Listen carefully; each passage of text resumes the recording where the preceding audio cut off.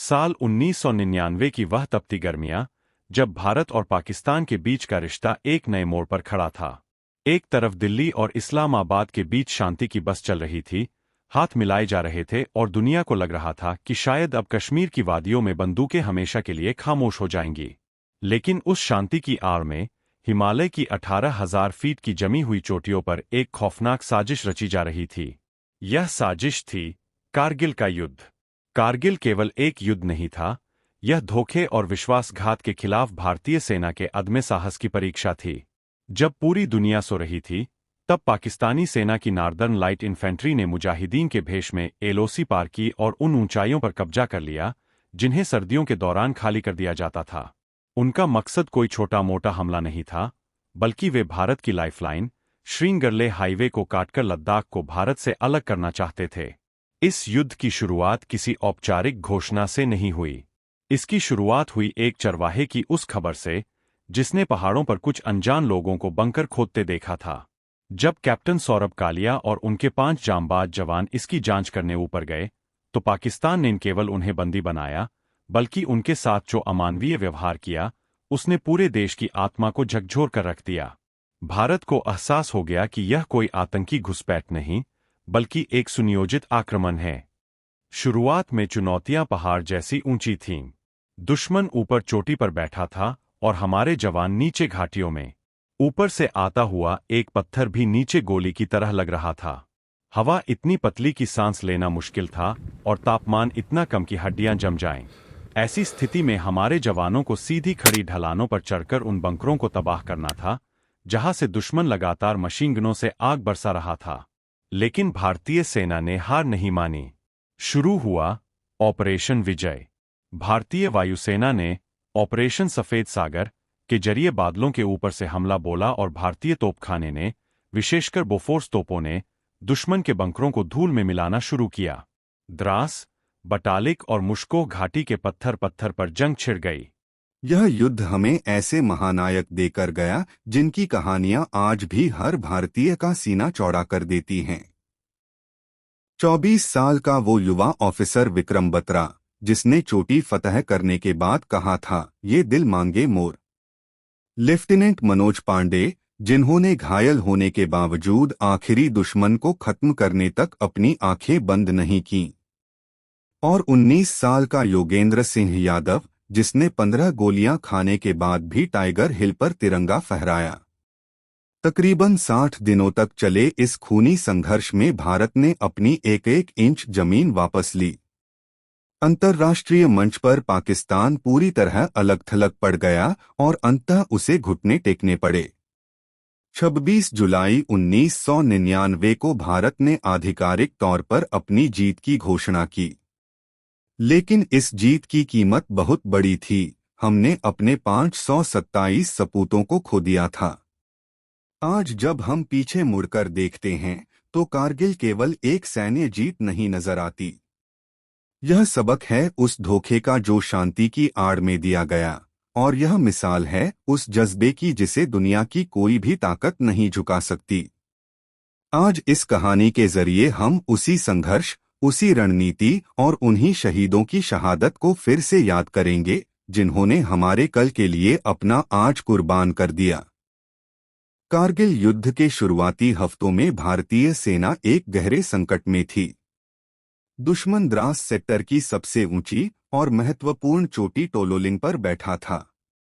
यह चोटी कोई साधारण पहाड़ नहीं थी, बल्कि यह Srinagar Leh national highway NH1 के ठीक ऊपर एक वॉच टावर की तरह थी। वहां बैठा दुश्मन बड़ी आसानी से देख सकता था कि हाईवे पर भारत की कितनी गाड़ियां जा रही हैं, और वह अपनी तोपों से उन पर सटीक निशाना लगा रहा था। जब तक टोलोलिंग दुश्मन के पास था, तब तक लद्दाख को बचाना नामुमकिन था। मई 1999 के अंत तक भारत ने इस चोटी को वापस लेने के कई प्रयास किए, लेकिन दुश्मन की स्थिति इतनी मजबूत थी कि हर बार भारी नुकसान उठाना पड़ रहा था।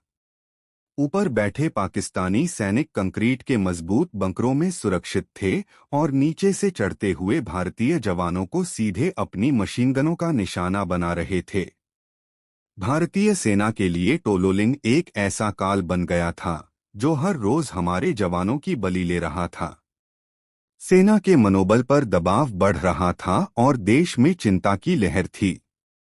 तभी जिम्मेदारी दी गई 2 राजपूताना राइफल्स 2 राज आरआईएफ को।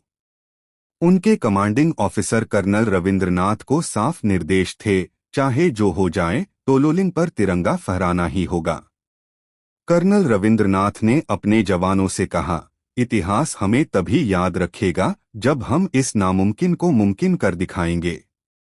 12 जून 1999 की वह रात भारतीय सैन्य इतिहास की सबसे भयावह लेकिन गौरवशाली रातों में से एक थी। हमला शुरू करने से पहले भारत ने एक नई रणनीति अपनाई। पहली बार भारी संख्या में तोपों, आर्टिलरी को एक साथ तैनात किया गया। 120 से ज्यादा तोपों ने एक साथ टोलोलिंग की चोटी पर आग उगलना शुरू किया। पहाड़ का वो हिस्सा नारंगी लपटों से दमक उठा। यह इतना भीषण हमला था कि दुश्मन के बंकर थरथराने लगे। लेकिन असली काम पैदल सेना, इन्फैंट्री को करना था। 2 राजपूताना राइफल्स के जवानों ने रात के अंधेरे में बिना किसी रोशनी के सीधी खड़ी चट्टान पर चढ़ना शुरू किया। उनके पास न तो पर्याप्त ऑक्सीजन थी और न ही रुकने का समय। जैसे ही तोपों की गोलाबारी रुकी, जवान चोटी के करीब पहुंच चुके थे। वहां आमने सामने की लड़ाई, हैंड टू हैंड कॉम्बैट शुरू हुई। पहाड़ों की दरारों में, पत्थरों के पीछे और बर्फीले गड्ढों में जवान एक एक इंच जमीन के लिए लड़ रहे थे। इस लड़ाई के नायक थे मेजर विवेक गुप्ता। गोलियों की बौछार के बीच मेजर गुप्ता ने अपनी कंपनी का नेतृत्व किया। दुश्मन की एक गोली उनके हाथ में लगी, फिर कंधे में, लेकिन उन्होंने रुकने से इनकार कर दिया। उन्होंने खुद एक बंकर के अंदर घुसकर 3 दुश्मनों को खत्म किया। उनके पीछे पीछे जवान राजा रामचंद्र की जय के नारे लगाते हुए दुश्मन पर टूट पड़े। मेजर गुप्ता ने अपनी अंतिम सांस लेने से पहले टोलोलिंग की मुख्य चौकी पर कब्जा कर लिया था।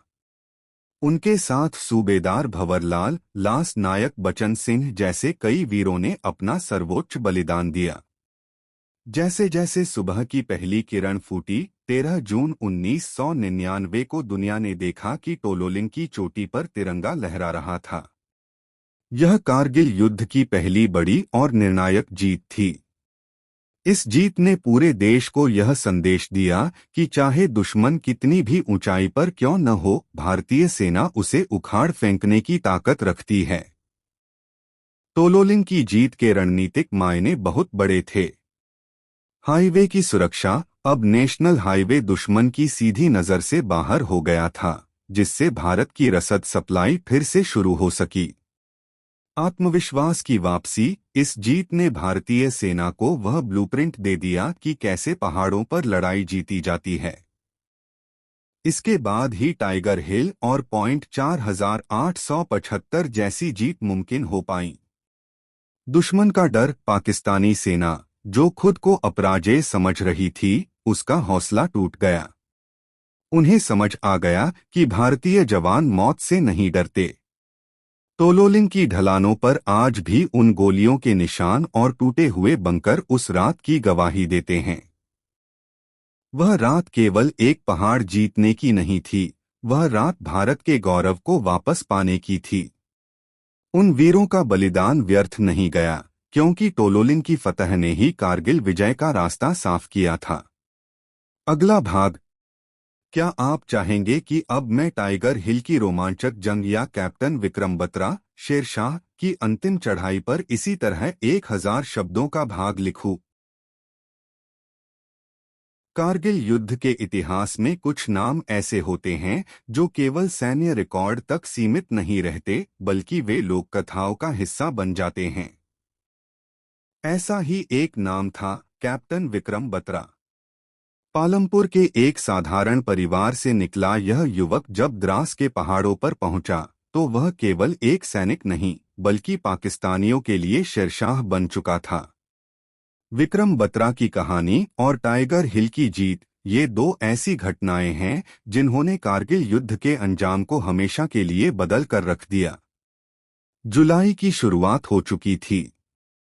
तोलोलिंग की जीत के बाद अब भारतीय सेना की नजर सबसे कठिन लक्ष्य पर थी, टाइगर हिल। यह पहाड़ एक विशाल पिरामिड की तरह था जो आसपास के सभी इलाकों पर राज करता था। टाइगर हिल से दुश्मन न केवल हाईवे को देख सकता था बल्कि वह द्रास में भारतीय सेना के मुख्यालय पर भी सीधा हमला कर सकता था। यह पाकिस्तानी घुसपैठियों का सबसे मजबूत गढ़ था।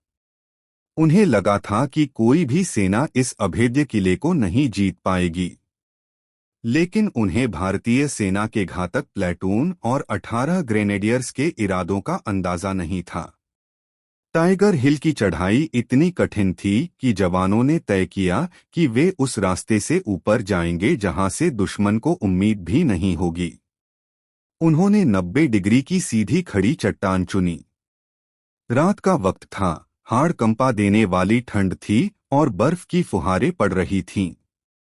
बिना किसी रस्सी या सहारे के जवान अपनी उंगलियों के दम पर पहाड़ की दरारों को पकड़कर ऊपर चढ़ रहे थे। इसी बीच 13 के रिफ के कैप्टन विक्रम बत्रा ने पहले ही पॉइंट 5140 फीट पर कब्जा करके अपना लोहा मनवा लिया था। वहां से उन्होंने अपना प्रसिद्ध सिग्नल भेजा था, ये दिल मांगे मोर। यह नारा रातों रात पूरे भारत की आवाज बन गया। जब उनसे पूछा गया कि क्या वे अगले मिशन पर जाएंगे तो बिना किसी हिचकिचाहट के उन्होंने फिर से सबसे कठिन चोटी 4875 फीट, जिसे अब बत्रा टॉप कहा जाता है, की जिम्मेदारी मांगी।